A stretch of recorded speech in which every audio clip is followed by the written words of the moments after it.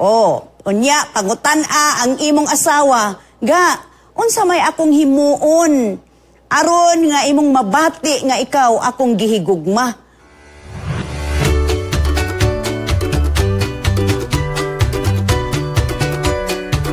Ang atong topiko, ikatulo na karon nga topiko, mao kining giuluhan, the family altar.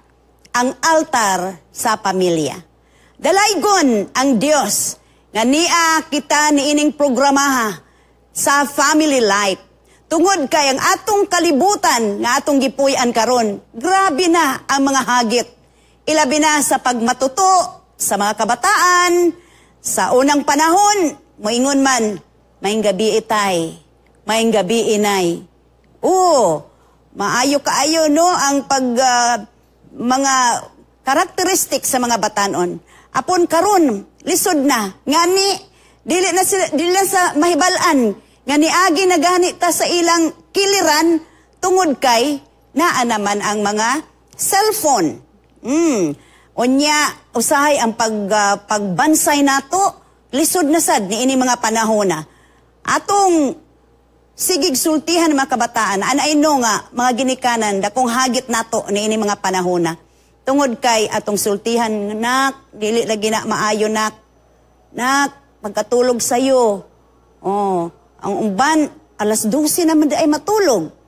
Kay naapay mga daghan nga mga himuon diha sa cellphone. Ang uban, di na makatulog, di na makakain, di na makakaon.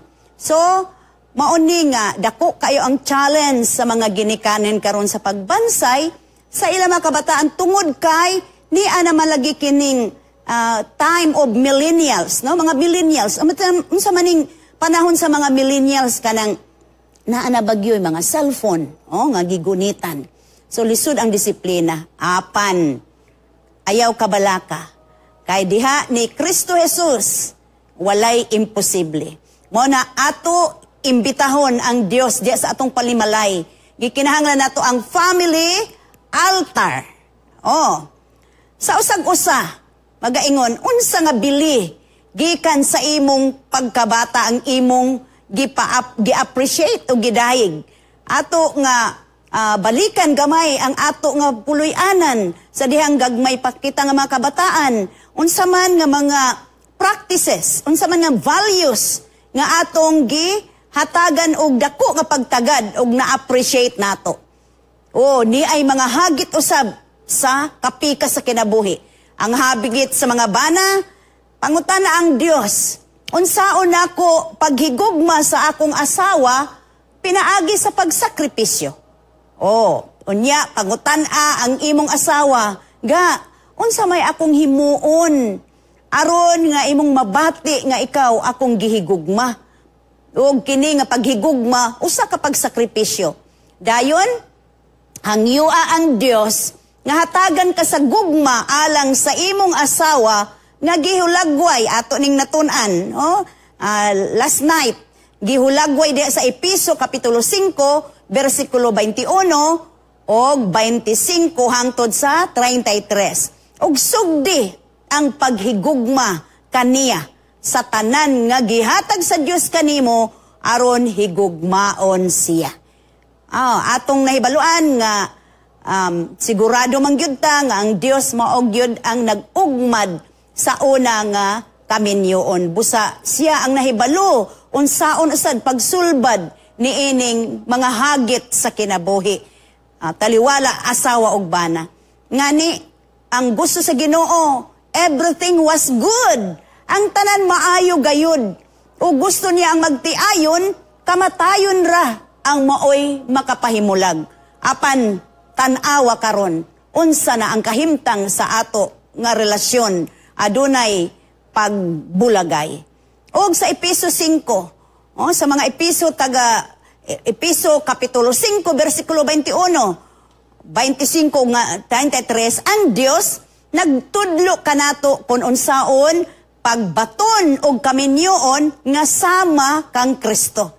It is a Christ-like nga kaminyoon. Pagsugod sa paghigugma kaniya sa tanan nga gihatag sa Dios kanimo aron higugmaon siya. Busa atong tun-an niining kagabiyon nga naa ay role sa asawa ug bana sa matag usa. Oh, kani gani itawag kini nga paghigugma nga adunay pagsakripisyo. Busag ignan kita sa bersikulo 21 sa Epeso 5, magpasakop sa usag-usa tungod sa pagtahod kang Kristo. Nagtahod man ta ni Ginoong Jesucristo tungod kay siya man ang maglalalang kanato, tungod ni ini magpasakop kita. Submit to each other sama sa sugo ni Kristo. 25. Mga bana, higugmaan ninyo ang inyong mga asawa. Maingon nga si Kristo na higugma sa iyang church, sa iyang simbahan o sa iyang mga katawhan o nagtugyan sa iyang kaugalingon alang kaniya. So, ang church, gisimbuluhan ka na sa iyang iglesia o iyang mga katawhan. Sa 26, aron mahimo siyang balaan. Paghinlo kaniya, pinaagi sa paghugas sa tubig, pinaagi sa pulong. Sa 27, nagkanayon og i-presentar siya ngadto sa iyang kaugalingon, ingon nga usa ka masanag nga iglesia o masanag nga simbahan. Walay lama, walay mansa, walay kunot o bisan unsa nga lama, apan balaan og walay ikasaway. So, asawag bana kung mahimo unta, walay ikasaway sa atong pagkaasawa, walay kasaway sa atong pagkabana. Padayon kita sa 28. Sa samang paagi, ang mga bana kinahanglag maghigugma sa ilang mga asawa sama sa ilang kaugalingong lawas.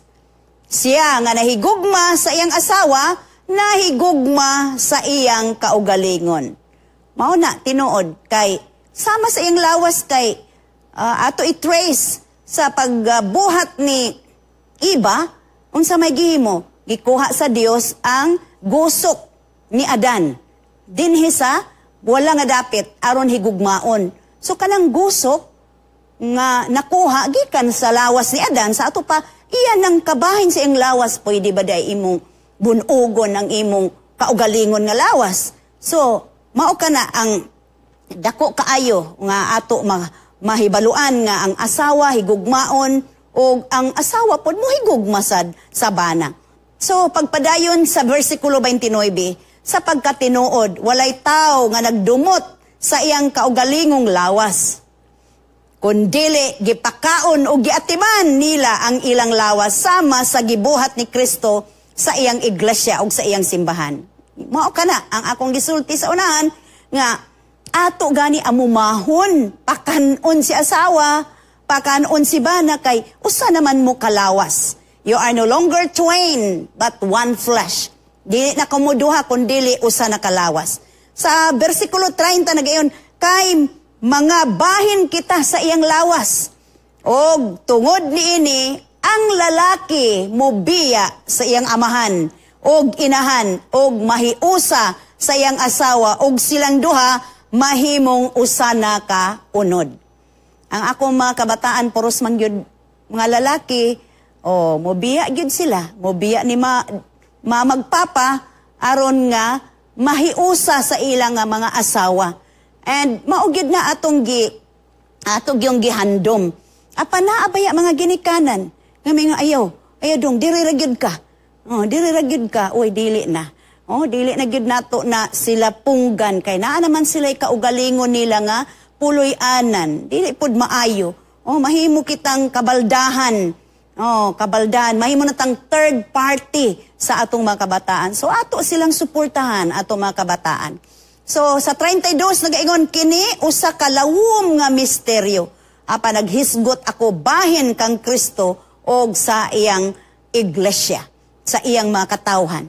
Sa 33 kanayon, bisan paniana ang matag usa ka ninyo kinahanglan maghigugma sa iyang asawa sama sa iyang kaugalingon. Maghigugma ang bana sa iyang asawa. Ug ang asawa unsa usab? Balos ni ini. Tumbas sa paghigugma sa bana. Mao ba lang ba nga ang bana ray mahigugma sa asawa? Uy, ug ang asawa kinahanglang magtahod sa iyang bana. Dako gid kaayo ni ang kahimuan kung kita mga asawa magtahod sa atong bana. Okay, ang mga lalaki, ang atong bana, he is proud to be a man. Ug ang matod ni Martin Boro nga magsusulat, nagaingon siya nga kung ang wise, ang maalamon nga asawa, iyang respetuhan ang iyang bana because he is proud to be a man. Dili nato pakaulawan. Busag inanta nagsugod ang ideya kung giun sa paghigugma sa usa ka lalaki ang iyang asawa, pinaagi sa gugma nga pagsakripisyo. So, ang asawa kasagaran nara sa balay, ang asawa unsay role in town, maupay manamkon sa 9 ka bulan. Human pagpanamkon sa panahon nga ianak na siya ay manganak, siya ay mag-suffer. No, siya ay mag-anto sa kasakit. Wa patakay balo, no? Because kanang pagpanganak, it is between life and death. Unya, human sa pagpanganak, siya pa ang magpasuso. Unya, pagkahuman, siya pa ang mag-alagad sa, atiman sa bata. Muna, nga giignan kita, make surprises. Ato ding isurpresa atong mga asawa. Usahay, manghugas ta sa plato, manilhig sa salog, magbantay sa bata, aron usab makapahulay si misis. O kung ikaw gigutom, siyempre ang uban maghulat man, oy, misis, pagluto na, kay mukaon ko, na ay panahon usab nga ikaw na ang maghikay diha sa inyong kusina, magluto sa pagkaon aron ang imo sang asawa makakaon og usab ikaw. Busa ginanta nga nagsugod usab ang giun sa paghigugma sa usa ka lalaki ang iyang asawa. Ignon pagani di ay pagkanindot kaayo, no? Nindot kaayo ning come home nga ato nga textbook ni ining simunaha nga gisulat ni Don McLafferty. Nga nag-ingon siya nga, pangutan-on pa day gani ang asawa, pangutan-a siya og ilista sa unsay gusto niyang buhaton nimo para niya. Sige ga, ilista unsay imong gusto nga akong buhaton para nimo. Unya, buhata, awhaga siya sa paggahin og panahon para lang kaniya kada simana. Kada simana, naagyoy time, quality time, kung busy man, quality time na lang, bahalag dili, quantity of time. Samtang mugahin siya ni ini nga oras, surprisaha siya pinaagi sa pagpalit sa grocery. Ang bana ba, nagpalit sa grocery, alang sa simana, paghugas sa mga sakyanan doon sa pag-ayo sa mga butang nga naa sa balay. Muna nga, ma-repair ba ang faucet? Kaya nagtulo-tulo na ang faucet. Wala naman din na-repair ni mister, kay busy na kaayo. So, mga mister, naagad panahon, family time, tumahimo Domingo, aron nga, makatanaw din na unsay kakulangon di sa puloy-anan. Kung gibati nimo ang pagmahal, o wala siya, pangutan siya kung mahimo nimo siyang hatagan o usaka, masahi sa likod. Pangiignan kita nga, walay kuan added agenda. Walay added agenda, kundi ba, magpabayad, kaingon nga, magmasahi. Unya, naaman day pangayuon, na ay panahon nga, masahion nga, walay agenda nga himuon. Pangutan asad ang imong asawa, asa siya gusto nga dadon nimo, aron i-date. Abi ninyo, mga kapaglaom. Kung naabitaw intimacy ang husband and wife, di gyud na dali matangtang. Sama ni anang una nga gasa sa Ginoo, og sila wala na, dili na duha, kundi ni usa na kalawas. That is the first gift nga gihatag sa magtiayon lamang ang kaning sexual relationship. Nga naningon ta kung suod, no? Sa mga research nga gahimo, kung suod ang asawag bana, sexually, kuan gid ni sila, close gid ni nga mga magtiayon. Busa, ignag yun, pag unsa may imong gusto, no? Pangutan-a, nga akong unsa imong gusto nga, aha ta mag-date. Uy, agyud ni ana. Tungod kay, ang courtship is a lifetime. Dili kay, wala na, humanagod na, minyo na, wala ng courtship na agihapon. Pag maunungon sa imong asawa, isip gugma kini sa imong kinabuhi. Unya, tagdon ang tanan, ubang mga babae, tagdo nato nga mulalag mga igsuon, wala ba'y mga added nga mga nga mulag katingalahan nga relasyon nga dili maayo. So consider them as your mga igsuon nga mga kababayan-an. Walay labaw o walay kulang og paminaw kaniya uban sa imong bug-os nga pagtagad, ibutang ang imong telepono. Usahay man gud ang cellphone. Nagtrabaho si asawa og bana. Pag uli, paglingkod sa sala, sige lang gyapon og cellphone, tagsa-tagsa, sa kananan, maupod, iabay rabad yun, ang cellphone, naagyod. Ano di ang cellphone? Kabahin na, membro na sa panimalay diya sa kanang kananan, unya sa didto sa katulganan, nawa gyapon, tuwa gyapon ang cellphone, si asawa og bana, tagaan kuno og panahon, quality time. So mga asawa usab, pangutana ang Dios. Unsaon nako paghigugma sa akong bana? Give and take ni, dili kay ang bana ray maghigugma. Si asawa usad. It is a mutual relationship. So, pangutan-a, ang imong bana pinaagi sa pagtahod. Tahuro nato ang atong bana. Higugmao nato uban sa pagtahod. Pangutan-a ang imong bana, unsa may akong mahimo ni muga, nga aron malipay ka, aron nga mahigugma ka nako, dayon hangyo ang Dios nga hatagan ka sa gugma sa pagtahod sa imong bana nga gihulogway diha sa libro sa Episo kapitulo 5 bersikulo 21 og 24 og 33. Ug sugdi ang paghigugma kaniya sa tanan nga gihatag sa Dios kanimo aron higugmaon siya. Dili di ay nga ang atong bana, atong istoryahon, ato ray libakon dito sa atong mga higala, ato dahil siyang respetuhan. Dili gani nato nga kasab-an si bana o ang bana mga saba sa asawa in front sa mga kabataan. Dili gyud, no? Ay nahanglan ang pagtahod na.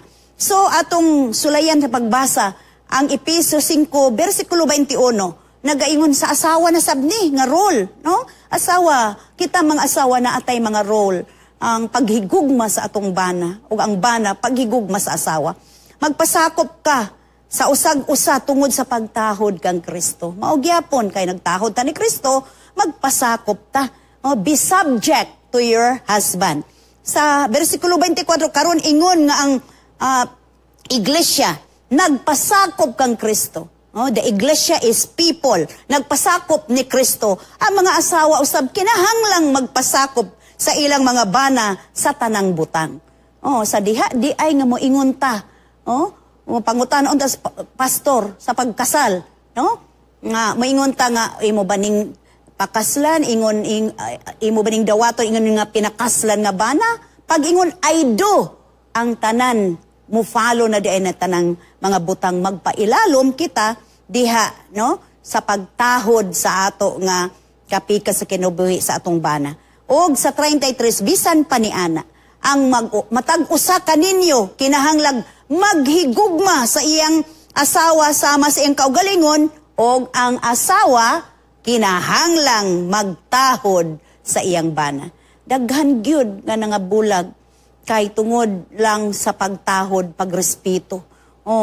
Ang mga bana, dili baya kuno na sila makasulti, maka-express sa ilang gibati. Muna karon nga in town, daghan nga na biyuda, kaysa nga biyudo.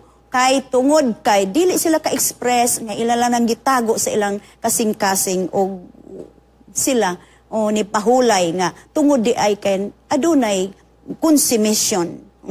Kay kita makasulti man ta o kita kay maka-express man ta apan atong mga husband dili.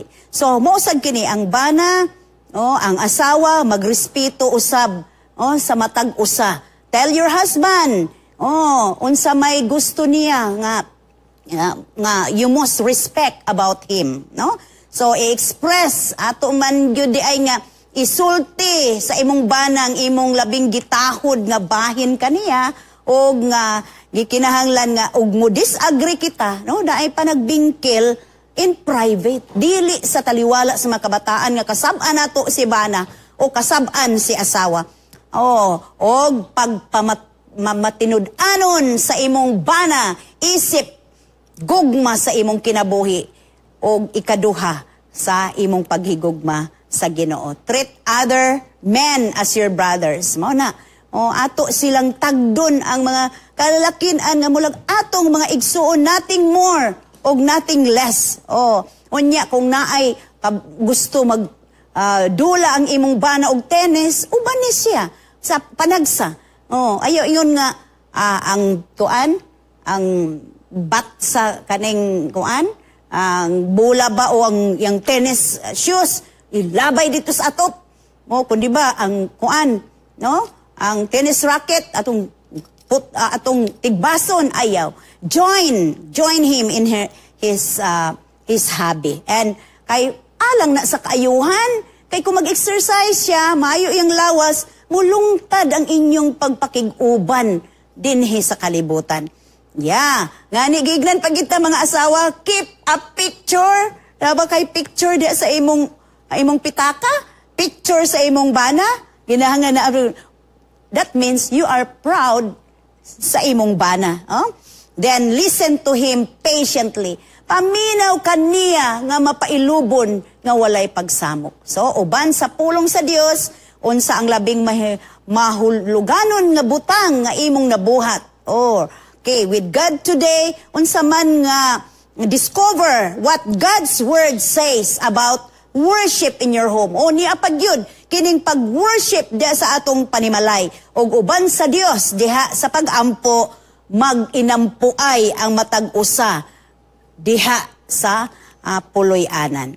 So, atong i-discover, remember, matod pa ni Don McLafferty, ang author sa ato textbook, duhara daw nga mga tawag di sa ilang balay, iyang na-remember, no? Iyang na-remember nga, duhara, kung tawgon sila ani, nga mga panahon, muduol gid sila, unsa man, time to eat, and time to worship. Kung unsa atong buhat, ato gyud ning ihiklin, tungod kay worship time na, panahon na sa pagkaon. So, ingon si, ang atong author, nga si Don, matod pa niya siya pa, bata pa siya, iyan ang may balaan asa sila mag-worship kay muna man to ang naanda nila nga area of worship. Usahay gani, no? Ang iyang mama kuno magbasa the devotional, mo na itawag faith building story. Usahay pod nga panahon ang iyang daddy, ang iyang amahan maupoy mo basa sa Bible story sugilanon di sa Biblia. O ang pulong sa Ginoo mao nay main sa ilang worship. O ang akong mama matud niya makahibalo di ay sad og pagtukar sa piano og ang among tibuok panimalay mag-awit mag-alirong aron sa pag-awit. Pagkatahom kaayo mga pinalangga nga mga kapaglaom. Kung aduna tay worship diya sa atong puloy-anan, worship sa buntag, sa dili pa muadto kita sa atong mga buluhaton, adunay worship. Unsa may buhaton sa worship? Mag-awit sa pagdaig sa Ginoo o magbasa sa devotional sa morning, devotional book na may mga faith building nga mga story o devotional book mo'y atong basahon. O ang pagkagabi aduna tay hiniusa kining lesson quarterly o takna sa pagtuon. Mao na nga abi ninyo mga minahal nga mga kapaglaom, madumduman nato ni. Marikul nato kay it's a cycle ang kinabuhi. No, dili tanan nga na atong ginikanan, moabot gyud ang panahon nga mamahulay atong ginikanan, kita na sad bupundar sa atong puloy-anan. Muna nga ang mga maayo, ang mga influences atong ginikanan, ato gyud nga awaton aron nga malig-on ang atong puloy-anan. So after all, ako niagig ko pagkabata, nang dagko na pod ako mga anak, sila na pod na napoy puloy-anan sa ilang kaugalingon. So finally, we nailed together nagluhod kami og nagampo. Dili nako matud pa ni Don, di na ako ikabaylo katong mga panahon, mga adlaw ug panahon nga nag-worship kami, di na ako ikabaylo sa lapi o bulawan. Adunay kalig-on, adunay kalinaw ug miabot sa akong kasing-kasing gikan sa pagpundok isip pamilya, nga sila nagkahiusa ingon nga pamilya, kini sa pagpadayag sa pagdaig sa Dios. Mo nagingon worship kay pagpadayag. So maayo gid siguro ang ginikanan niya kay is a dedication, no? Kani nga libro nga Come Home, iya man gidedikar sa iyang ginikanan, no? To my parents, Meret and Gail MacLaforte. Matod pa niya, sa paagi nga pareho ninyong gihigugma ang usag-usa sa milabay nga 60 ka tuig. Imagine, 60 years di ay sila nagkahiusa, no? Ang sa ilang marriage. Unya, sa diha nga na, hiusa sila, nakita niya ba ni Don nga, gigugma niya ang iyang mga anak. Sila nga mga igsuon, fair good ang pagtagad. Hasta ang mga kapikas sa mga anak, mga in-laws, ang mga apo, muna nga, di good niya malimtan ka na, it was a picture of the eternal love of God. So, nakadumdum sad ko ni ini nga ako nga sa among worship. Niya po'y alawito na nag-ingon, ang puloy ang way kasamok, way kaguol o kahadlok. O maayong puloy anan, kay wala na'y kasakitan, ulat magmapailubon ka, ayaw nalang gayud pagumbol, ulat og ayaw pagumbol. Kini isa sa mga alawiton nga amo sang ginaawit. O karon, pahulay naman akong mga ginikanan o nga akong inahan, puwerte gyud, no? Sa worship, memorize halos kining balaang alawiton. Ug maoy maka-encourage ka nato, no? Nga ang puloy ang walay kasamok, way kaguol gyud og kahadlok kay naaman si Hesukristo, nagpuyo sa imong puloy-anan kay dunay worship buntag o gabi. Mo ni ang ako mga kabataan, gagmay pa man sila. Sa unang panahon, sa buhi pang akong mama, by the way, my mother died at the age of 98 years old. So, taas gyud nga panahon ang among pag-uban-uban sa akong inahan. Ug ang di gyud nako malimtan ka na iyang worship, no? Pagka Diyos nun sa akong inahan. So, kining akong mga kabataan na panalanginan, kay nga naman, diha man nagdako sa akong mama. So, gamay pa ni, na matuto na sila sa pag-worship. Muna nga pag-high school nila sa MMA, wa na'y problema. Ang uban ko, no, pag-worship, dala sa unlan, o magduka-duka pa, magtulog-tulog. Pero kay naanad sa akong mama, usahay, 5:30, mag-worship na sa buntag. O sa hapon, alas 6, mauna, kay amo mang balaod. Nga dong, walay television.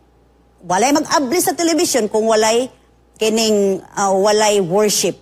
So, aron magkakuha na ala. Bisag wala mi, kay mga busy man mi, nga mga ginikanan, madunggan na namo, may balaan na namo nga nag-worship, gyud di ay sila, ug hangtod ni ining mga panahona. Ang iyang motay giingon nga, kung naa ka mao og music, so gisulayan na pud nako og tulo mga kabataan, ako pong duyog-duyogan, og hangtod ang mga kabataan mo na, I miss my children, tungod kay ang duha, wala naman, no? Tuwa naman sa gawas, o ang isa na lang nabilin, may gani kay naapay nabilin. So, mauna ang katahom sa atong puloy-anan nga, while gagmay pa atong mga kabataan, ato gyud silang bansayon diha sa puloy-anan. Although, mingaw, pero unsa, naabot na nila, sila nasad magpundar sa ilang kaugalingon. Ang mga kabataan ako kay tungod mga nurse man mga lalaki, no? Kaduhara ko nanganak kay kaluha man ning duha. Now, naadto sila sa Libya. Karon gira man, no? Dito sila, himo silang dialysis nurses. Agoy gira man dito. Maingon, mami, kadungog ka ng boom, boom. Ikaw nga, inahan nga, padunggo na ana. Unsa imong bation? Uy, naku, sige, ginig ampo, sige ampo, Ginoo, inta, luwas sa ako mga anak niya, naanagani, barko nga, kuhaon na ang mga worker dito, naamangod sila ang tulo, hemodialysis nurses. So, inko nga, Lord, ang pag-ampo ragyod, pag-ampo ragyod ang atong kanang dalangpanan. Uy, pagkahuman, taod-taod nakadawat ko ani, gipicturan, nga ay Bible, church hymnal, na ay lesson, na ay devotional, siya mami ay kabalaka. Tagsami, animi, mauning amo nga 66 caliber, nga makatabang namo, makapanalipod namo. Abi ninyo mga pinalangga nga mga kapaglaom, ako mabalaan usay kay sa kabisi namo, no? Ako as a nurse, ang akong husband sa kapastor, wala mi permi nga on time makauli, pero nag-ingkon, nak, anang salig lang gid mo sa Ginoo. And worship mo. Ug akong pananahon sa pag-uli nako, o man sa duty, pagtanaw na ako dito sa ilang kwarto, ano say akong nakitaan? Ang Bible ni adiri sa dughan. So, ko nga, naalagid ay Bible siya nga, pag nanang Bible dia, bahala din ha, unsay may tabo, wa na may kahadlokan. See? Kay napundar ang ilang pagsalig, pasalig. Mo na karon bisag karon nga mga panahon na nagkuan sila, nagkuan og group chat nga kamera lugar. Tinambagay sila, bro, mo gina bro. Bro, diri bro, sa gawas, grabe na kaayong kuan bro. Mauna. Kini pong naa diri sa Pilipinas, sa Pinas, minsan nga lagi bro. Grabe na gyud. So, mangandam na gyud ta bro, kay langit maatong adtuan, temporaryo ramaning atong pagpanarabaho. Anyway, so, I'm just happy that worship was all about connecting to each other. Dili man siguro building, kaning worship, kaning word nga, kaning sinagoga, mosque, or templo, but it is how in the family, no, pag-worship, paghiusa sa mga membro sa panimalay. Atong tukayon gamay ang kasaysayan ni Abraham. Si Abraham, no, diha sa balaang kasulatan, ato gyud makit-an og mahulagway nato siya nga sa diha kung asa siya moadto, mo nang gingalan siya the father of faith. Sa pagtuo niya, kung asa siya makaadto, makabisita o labaw na, no? Kung naay ang Diyos sa unang panahon magpakita pamangyod sa iya mga katawhan. Sa diha, pananglitan kini nga dapit gipakita si Abraham sa Dios, nakigsulti ang Dios ni Abraham, iya usab dayon tukuran og altar. Mao ni ang kasulatan nag-ingon, ang Ginoo mipakita kang Abraham og biingon, sa imong makaliwat ihatag ko niining yutaa. Busa nagtukod siya didto sa halaran alang sa Ginoo nga mipakita kaniya. Ingon ana ang kalig-on sa pagtuo ni Abraham nga kung asa niya matagbo nga ang Dios nagapakita kaniya, maghimo siya og altar nga pahibalo og remembrance nga naa nagpakita ang Ginoo ni ana. Busa nagaingon diya og siya padayon gikan didto ngadto sa bukid sa silangan sa Bethel o gibangon niya ang iyang balong-balong. So iya sang ibutang ang iyang balong-balong uban human dayon pag human sa balong-balong maghimo dayon siya og altar. Mao na ang usual nga iyang ginahimo ni Abraham. So iyang gihimo kining tulo ka mga butang, magtukod siya og tent nga iyang kapuy-an. Og dayon ikaduha, mo build dayon siya, magtukod dayon siya ang altar alang sa Ginoo. Og iya dayong pagatawgon ang ngalan sa Ginoo. Undi iya dayong magampo dayon diha siya. The worship of the true God, ang pagsimba sa matuod na Dios, mahiuyon sa pagtukod sa panimalay. Ang tulda gipatindog og unya ang halaran gitukod, apan dili paigo ang pagpatukod sa halaran gitawag ni Abraham ang ngalan sa Ginoo. So, magampo siya. Magampo siya dihaan ni anang dapita. Sa ang panimalay, ang iyang mga kaubanan, sa pagpanaw, sa ilang journey, bisag asa sila nga magkampo, unsa man, kusgan nga naapiktuhan sa presensya sa Dios. So, tahom kaayo, mga pinalangga nga mga kapaglaom. Busa, ang iyang anak, nga si Isaac, of course, kay nakakita man. Nakakita nga ni nagtabang pa si Isaac sa pag-build sa mga altar, busa unsa man. Dakong influensya nga nahatag ni Abraham ngadto sa iyang anak. Muna mga ginikanan, unsa man nga mga influensya ato ikabilin sa atong mga kabataan nga unya sa pagdako nila. Ang bana mahigugma sa asawa, mausa na atong mga anak nga mga lalaki mahigugma pud na sa ilang mga asawa unya pohon. Mga mama, gigugma ba ninyo ang inyong bana? Mausad ka na. Unya, pagdako sa inyong mga anak nga babae, mahigugma unsad. Pero palaaway ganit ta sa atong bana o ang bana palaaway sa asawa, maupod na ang may tabo. Unya, kung naana sila'y puloy-anan. Kuan kaayo, no? Astilan, isud kaayo palandungon. So, years later, unsa naman, nahinumduman ni Isaac na makabaton og kaugalingong panimalay, kaya naman si kaugalingon ng panimalay, ang kasulatan nagpamatuod ni Isaac. Bosa, unsa man, iya usad, nagtukod sab siya og halaran og bisampit sa ngalan ni Jehova og namalandong siya sa iyang balong-balong. So, mao may nakitaan sa iyang anak nga espirituhanon ang iyang amahan. Mausad iyang gihimo sa diha nga namatay na si Abraham. So, mao kana ang iyang mga ginsakupan, iyang mga servants, sulugoon ni Isaac, naghimo usab dayon og atabay o gani kay aning panahon na namatay na usab si Abraham. Bosa atong kinabuhian, atong kinabuhian diha ang pag-worship diha sa atong puloy-anan kay aron mao kini ang paghatag sa Dios sa ato nga kaligunan, matukod ang ato nga lig-on nga relasyon diha sa puloy-anan. So gikinahanglan nato ang pag-worship bisag short time apan mo focus kita diha sa Ginoo. Make time together, interactive diha sa atong puloy-anan. Og ang Dios magapanalangin kanato mga pinalangga nga mga kapaglaom nga diha sa puloy-anan atong tukuron ang altar, atong himuon ang pag-worship pag-ila sa Ginoo nga siya gayon ang makagagahom nga maoy makatabang sa ato mga problema ilabi na sa atong gipuy-an nga kalibutan karon nga dili nagyud basta-basta tungod sa kangilad sa atong makita nga mga sitwasyon miining kalibutana. Ato iduko ang atong mga ulo sa pag-ampo. Amahan namo nga ikaw sa trono sa kalangitan. Salamat kay Ginoo sa pagtulon-an na usab nga among nabatnan. Ilabi na ang family altar, among pagatukuron Ginoo diha sa among matagpuloy-anan.